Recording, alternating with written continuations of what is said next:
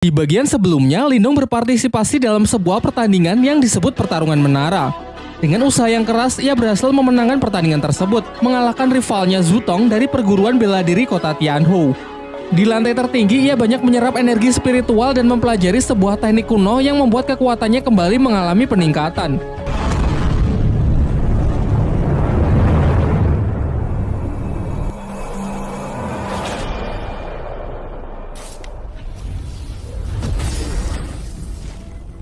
Terhitung sudah lebih dari 24 jam Lindong berada di dalam menara yang membuat Yue semakin cemas. Sementara di lantai tertinggi, Lindong berusaha keras meningkatkan kekuatannya hingga berhasil mencapai tingkat ketiga. Bahkan pancaran energi nampak keluar dari menara tersebut. Setelah dirasa cukup, ia pun mencoba kekuatan barunya yang dalam sekejap bisa menghancurkan prasasti kuno di hadapannya.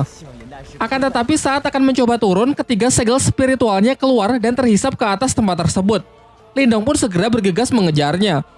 Di luar menara, Yue semakin cemas karena keberadaan Lindong tiba-tiba menghilang dari menara. Bahkan kakek Yanda sendiri mengaku bahwa ia juga tak tahu persis kemana Lindong pergi. Namun berdasarkan legenda, master spiritual Kotayan yang dahulu menciptakan menara ini sengaja membuat ruangan rahasia yang hanya dapat diakses oleh orang terpilih saja. Jadi kemungkinan Lindonglah orang yang dimaksud. Sementara itu, Lindong telah tiba di sebuah dimensi dan masih mengikuti ketiga segel kehidupannya yang membawanya ke sebuah prasasti kuno.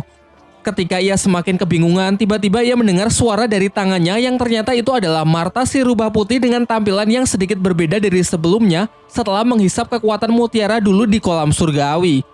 Marta menjelaskan bahwa benda di hadapannya disebut segel spiritual leluhur, yaitu salah satu segel spiritual langit dan bumi yang dikatakan milik para dewa.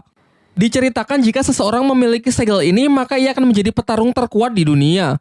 Setelah menyampaikan penjelasannya, ia menyuruh Lindong untuk mengambil kembali tiga segel spiritualnya. Namun segel itu seakan melakukan perlawanan dan malah tertarik ke dalam prasasti kuno tersebut. Sesaat setelahnya, tiba-tiba dimensi itu perlahan berubah menunjukkan proyeksi dataran benua yang memberitahukan lokasi dari segel spiritual leluhur lainnya. Marta lalu memperingatkan Lindong agar informasi mengenai lokasi segel-segel itu jangan sampai diketahui oleh orang lain jika Lindong tak ingin bernasib sama dengannya. Singkat cerita, Lindong pun keluar dari menara menghampiri Yue dan kakek Yanda yang telah menunggunya. Diperlihatkan sang kakek sangat senang dan bangga karena Lindong telah membantunya memenangkan pertandingan. Bahkan Yue yang biasanya bersikap dingin kali ini juga mengungkapkan rasa terima kasihnya kepada Lindong. Namun tiba-tiba, Qingtan adik Lindong datang dengan wajah yang ketakutan. Ia mengabarkan bahwa rumah mereka sedang diserang oleh sekelompok orang tak dikenal yang tak sanggup diatasi oleh ayah dan kakeknya. Setelah mendengar itu, Lindong pun bergegas kembali untuk membantu keluarganya.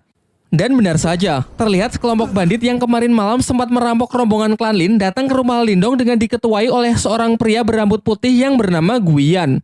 Kekuatan Guiyan yang telah mencapai tingkat lumayan tinggi dengan mudahnya menghajar ayah Lindong sampai babak belur.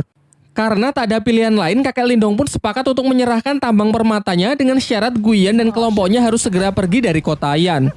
Namun setelah surat kepemilikan tambang diserahkan, Guiyan yang kejam mengingkari janjinya dan hendak mengeksekusi ayah Lindong. Untung saja di detik-detik terakhir sebuah serangan melemparkan pedang Guiyan yang tentu saja dilakukan oleh Lindong yang datang tepat waktu sehingga sang ayah berhasil diselamatkan. Pada awalnya kakek Lindong mengajak Lindong bertarung bersama karena ia tahu level kekuatan dari Guiyan. Namun Lindong meyakinkannya kalau ia sendirian saja sudah cukup. Sekaligus ini akan menjadi kesempatan yang bagus untuk mencoba kekuatan barunya. Ia pun segera memulai serangan menggunakan ketiga diggernya yang ia kendalikan dengan teknik mental namun dapat ditangkis dan dihindari oleh Guiyan. Giliran Guiyan yang mencoba menyerang dengan pedangnya juga bisa ditahan oleh Lindong, memperlihatkan benturan hebat dari energi mental mereka. Ayah dan kakeknya yang menyaksikan pertarungan itu dibuat sangat terkejut dengan peningkatan kekuatan dari Lindong. Berbagai macam teknik pun ditunjukkan. Dengan kekuatannya, Guiyan melepaskan sejumlah energi membuat beberapa replika dari dirinya untuk melakukan serangan beruntun. Satu persatu teknik itu dapat dengan mudah Lindong patahkan. Hingga Guiyan sangat kesal mengeluarkan teknik badai sitokin, menyebarkan serangan secara random yang sebagian bahkan mengenai pihaknya sendiri. Sementara Lindong juga tak menahan diri lagi dengan melepaskan teknik laser cahaya, versi lain dari gerbang ajaib yang memiliki daya hancur jauh lebih kuat. Dan benar saja, tak hanya dapat memblokir serangan dari Guiyan, teknik ini juga mampu menghancur leburkan lawannya hingga tak bersisa. Menyaksikan bosnya terbunuh tepat di hadapannya, para bandit lain pun segera pergi karena tak ingin bernasib sama. Setelah pertarungan usai, sampailah kakek Yanda dan Yue serta Qingtan menyusul Lindong. Kakek Yanda menjelaskan bahwa kekuatan Lindong kini telah mengalami peningkatan yang sangat besar. Oleh karena itu, mulai sekarang tak ada lagi yang berani mengusik klan Lin. Pasca kejadian itu, Lindong dipercaya menjadi guru bela diri untuk melatih dan membimbing para anggota klan Lin lainnya. Bahkan sepupu yang dulu pernah merudungnya kini menunjukkan rasa respek dan hormatnya kepada Lindong. Di malam harinya ketika sedang berlatih, secara tak sengaja Lindong mendengar pembicaraan ayah dan kakeknya. Mereka tengah membahas mengenai klan utama yang akan segera datang berkunjung. Dari sini pun terungkap kalau klan Lin ternyata dibagi menjadi dua kategori, yaitu klan utama dan klan cabang. Di mana dalam tradisinya klan cabang harus tunduk dan siap melayani klan utama. Tak lama setelah itu, si Oyan datang memberi isyarat kepada Lindong untuk mengikutinya. Sampailah ia di dalam sebuah ruangan, terlihat Qingtan yang tak sadarkan diri dengan aura dingin yang menjalar ke seluruh tubuhnya. Di tengah kepanikannya, Martha keluar dan menjelaskan bahwa di dalam diri Qingtan terserap roh iblis yang menolak energi dari Qingtan sehingga terjadilah benturan sampai energinya keluar tak terkendali. Jika hal ini tidak segera diatasi, kemungkinan terburuk Qingtan akan mati. Martha kemudian menyarankan Lindong agar segera mencari obat langka yang disebut Yin Es untuk membantu adiknya tersebut mengendalikan auranya. Besoknya Lindong berinisiatif pergi menemui Xuanzu mengingat terdapat banyak obat-obatan langka di tempat pelelangannya. Sesampainya di sana, Xuanzu menyambut baik Lindong dan memberinya sebuah obat langka yang disebut buah iblis merah sebagai hadiah atas keberhasilan Lindong mencapai kekuatan spiritual tingkat ketiga yang dinilai begitu cepat. Tak lupa Lindong menanyakan mengenai pil Yin Es, namun sangat mengecewakan karena Xuanzu mengaku bahwa ia tak mempunyai obat selangka itu. Xuanzu kemudian merekomendasikan obat alternatif yang memiliki khasiat sama yang bernama air liur iblis naga Yin. Ia menambahkan bahwa obat itu bisa Lindong temukan di pegunungan Tanyan, sebuah tempat yang disebut makam kuno Ranah Nirwana. Dan baru-baru ini ia mendengar kabar bahwa 4 klan besar yang salah satunya adalah klan utama dari klan Lin juga mengirimkan orang-orangnya untuk memeriksa tempat tersebut. Setelah mengetahui hal itu, Lindong pun segera pergi dan bertekad untuk pergi ke sana. Sesampainya ia di rumah, ia mengecek kembali kondisi Qingtan yang sudah sedikit membaik. Namun untuk bisa sepenuhnya menyembuhkan penyakit dari adiknya tersebut, ia tetap harus pergi ke makam kuno untuk menemukan obatnya.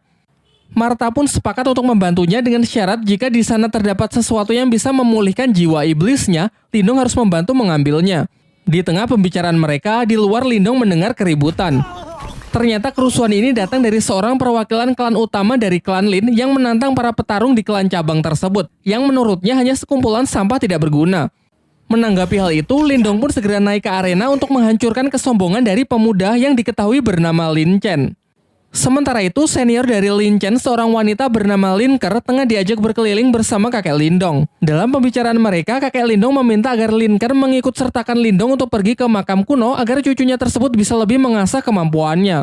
Pada awalnya, Lin Ker ragu karena beranggapan kalau para petarung di klan cabang tak lebih kuat dari klan utama, sehingga dikhawatirkan hanya akan menghambat perjalanannya saja. Namun secara kebetulan ia melihat Lindong dan Lin Chen yang akan bertarung, sehingga hasil pertarungan mereka akan ia jadikan sebagai bahan pertimbangan. Kembali ke arena, dengan penuh percaya diri, Lin Chen pun menantang Lindong bermaksud menunjukkan kekuatan dari klan Lin yang sesungguhnya. Di awal pertarungan, Lindong berusaha menjaga jarak untuk menganalisis gaya bertarung serta level dari lawannya terlebih dahulu. Setelah mengetahui lawannya tipe petarung jarak dekat, ia menyerangnya menggunakan pedang yang ia kendalikan menggunakan kekuatan mental dan berhasil menjatuhkan Lin Chen keluar arena.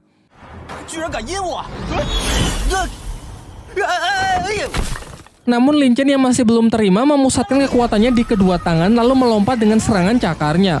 Sementara Lindong berusaha bertahan dengan teknik gerbang ajaibnya. Terlihat Lin Chen cukup sukses menghancurkan pertahanan dari Lindong. Sayangnya ini hanya jebakan karena pecahan dari energi mental Lindong menyerang Lin Chen.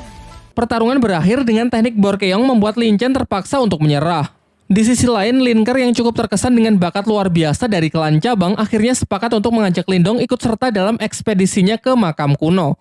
Singkat cerita, keesokan harinya Lindong pun berangkat dengan mengajak Si Oyan ikut serta dalam rombongan klan utama ke makam kuno. Di tengah perjalanan ia melihat banyak mayat-mayat yang berserakan ulah dari para bandit. Lin Ker juga menjelaskan kalau sekarang mereka telah memasuki pegunungan Tianyan, sehingga ia menyuruh semuanya agar tetap waspada karena mulai dari sini perjalanan pasti akan menjadi semakin berbahaya. Di malam harinya mereka memutuskan untuk berkemah di tengah hutan. Diperlihatkan Lindong yang masih terjaga karena ingin terus waspada, berbeda dengan Lin Chen yang sudah tertidur pulas. Lin Ke lalu menghampiri Lindong dan menjelaskan bahwa di luar makam kuno terdapat sebuah segel yang sangat kuat yang hanya bisa dibuka dengan menggabungkan setidaknya 4 kekuatan spiritual tingkat ketiga. Ia menambahkan bahwa kita saja masih belum cukup, sehingga dibutuhkan seseorang dari klannya yang akan segera menyusul yang bernama Lin Langtian. Seketika ekspresi Lindong pun langsung berubah karena Lin Langtian adalah orang yang dulu pernah mengalahkan ayahnya. Di tengah obrolannya, mereka merasakan kalau ada orang yang sedang mengawasi mereka. Dan benar saja, di balik pepohonan yang gelap muncul sekelompok bandit yang mereka bicarakan di perjalanan tadi siang. Bandit-bandit itu telah mengepung mereka yang diketahui oleh seorang pria bernama Song Dao.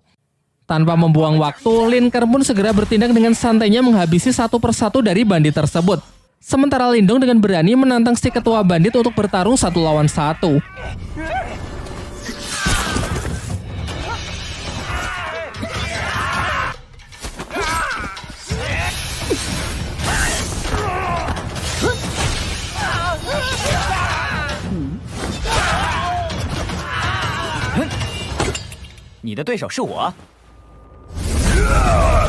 Song Dao pun melancarkan serangan dengan teknik yang ia sebut tinju harimau penghancur.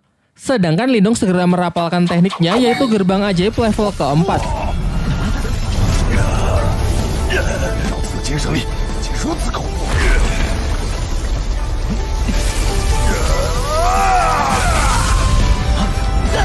Pertarungan singkat itu akhirnya dapat Lindong menangkan. Lin Chen yang baru bangun sangat panik saat tahu kalau mereka baru saja diserang. Mendengar ceritanya dari Lin Ke, ia tak percaya kalau Lindong lah yang telah mengalahkan ketua dari para bandit itu sendirian, mengingat statusnya yang hanya dari klan cabang. Namun Lin Ke mengatakan bahwa kekuatan seseorang tidak bisa dinilai dari tingkatan klannya saja. Di pertarungan sebelumnya, Lindong sudah menunjukkan belas kasihannya karena kalau tidak Lin Chen pasti sudah almarhum. Keesokan harinya mereka telah sampai di depan makam kuno. Namun mereka tak bisa langsung masuk karena di luar masih ada segel yang sangat kuat. Lin Ke lalu mengajak mereka ke kamp perkumpulan para perwakilan dari berbagai klan besar yang berpartisipasi dan ikut bersaing dalam rangka mencari harta karun di makam kuno. Seperti yang sudah dijelaskan sebelumnya, diperlukan 4 kekuatan spiritual tingkat tinggi untuk bisa membuka segel di jalur masuk makam kuno. Untuk itulah dibutuhkan pemimpin dari setiap perwakilan klan yang salah satunya adalah Lin Langtian. Dan setelah menunggu cukup lama, akhirnya tibalah Lin Langtian dengan menunggangi burung phoenix-nya. Tak lama setelah itu nampak kilatan petir yang ternyata adalah perwakilan dari klan Wang yang bernama Wang Yan. Dilanjutkan dengan hadirnya perwakilan dari klan Qin yang bernama Qin Shi. Terakhir datang seorang gadis bunga teratai bernama Qing Su yang menjadi satu-satunya perwakilan yang datang sendirian. Lindong yang merasakan aura hebat dari keempat orang di hadapannya benar-benar terkesan dan merasa kalau dirinya masih belum ada apa-apanya. Setelah semuanya berkumpul, mereka berempat pun secara bergantian menyerang segel penghalang makam kuno tersebut dan berhasil menghancurkannya. Sesaat setelah jalan menuju makam kuno terbuka, tanpa membuang-buang waktu, mereka pun segera bergegas masuk untuk berlomba-lomba menemukan harta karun di sana.